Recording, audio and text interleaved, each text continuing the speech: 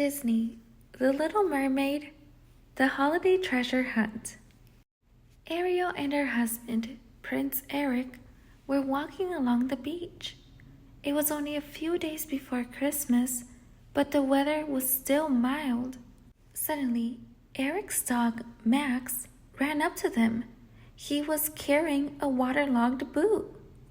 "I've been searching for that boot for months," cried Eric. "Bearing things and digging them up is Max's favorite game," said Ariel, shaking her head. It looked like Eric needed a new pair of boots. At least now, Ariel knew what to give him for Christmas. But she had only a few days to think of gifts for everyone else. Ariel and Eric returned to the castle. As soon as they stepped inside, Carlotta, the housekeeper, announced it was time for tea. "Already?" asked Kimsby. The butler, checking his pocket watch. He gave it a tap. Must be broken." Eric and Ariel invited Grisby and Carlotta to join them for tasty treats besides the Christmas tree. "Isn't the tree beautiful?" Ariel remarked. Carlotta suggested we use red and gold decorations this year. "Why, thank you," Carlotta replied. "Those are my favorite colors, you know." Ariel was delighted. Now she had gifts for Carlotta and Ginsby. Next day, Ariel went into town to do her Christmas shopping. There, she found the perfect pair of boots for Eric. For a special surprise, she also got a little bottle with a tiny little ship built inside. It reminded Ariel of the first time she met Eric beside his ship. Then she chose a shiny pocket watch for Grimsby. The trusty timepiece would certainly help him keep everything in schedule. At the jewelry store, Ariel searched for something in Carlotta's favorite color. Soon she bought a gold necklace with a ruby pendant. Max's present was easy. Ariel stopped by at a butcher shop and got the biggest bone she could find. Ariel still had to find gifts for her father, her sisters, and her friends from the sea.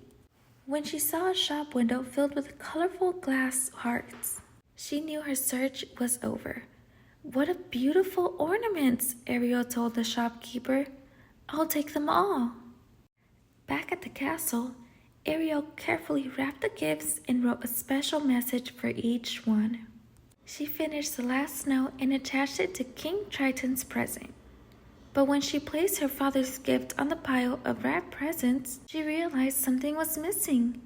It was Max's gift. Suddenly, Ariel heard a loud chewing noise coming from behind a chair. Max was growling happily on the bone she had gotten for him. "No opening presents early, Max," Ariel scolded.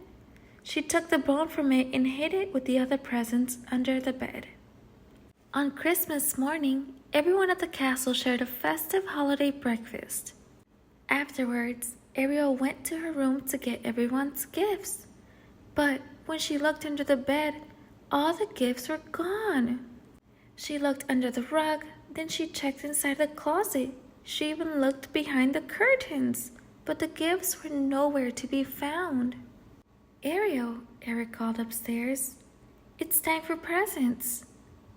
Ariel joined the prince by the tree. "Is it all right if we do that later?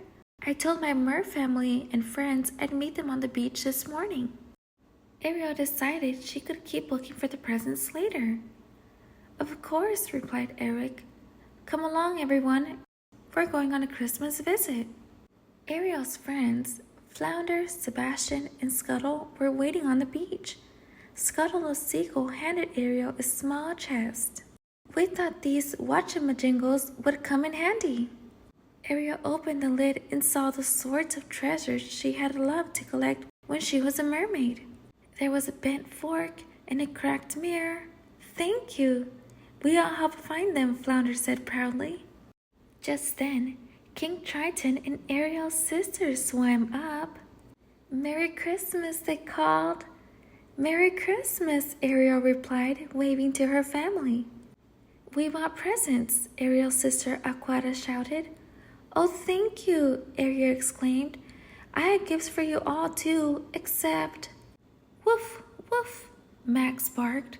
The dog ran up, holding a boot. Your present, Ariel said to Eric. Now she knew where all the missing gifts were. Max had buried them on the beach. Ariel thought quickly. Surprise everyone, we're going on a Christmas gift treasure hunt. Ariel, you are amazing, Eric said. Only you could turn the holiday into a new adventure. Soon, Eric, Carlotta, Max, and Gisby were digging around the beach. Ariel's friends and Mar family cheered them on.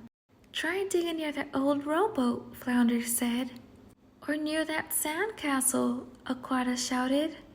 Each time someone discovered a present, Scuttle would pick it up and deliver it to the right person. First class airmail for Carlotta, Scuttle called as she dropped a small package in the housekeeper's lap. The treasure hunt was loud, sandy, and the most fun anyone could remember having on Christmas morning. Everyone loved Ariel's gifts. After the treasure hunt was over, everyone gathered by the water's edge to say goodbye. Merry Christmas, they called to each other as Ariel and Eric headed back to the castle. Inside, the pair sat by the fire and admired their gifts. What a wonderful holiday tradition, Eric said. We should have Christmas treasure hunts every year. Ariel just smiled. It had been a full day of surprises, and sometimes the most unexpected treasures were the best.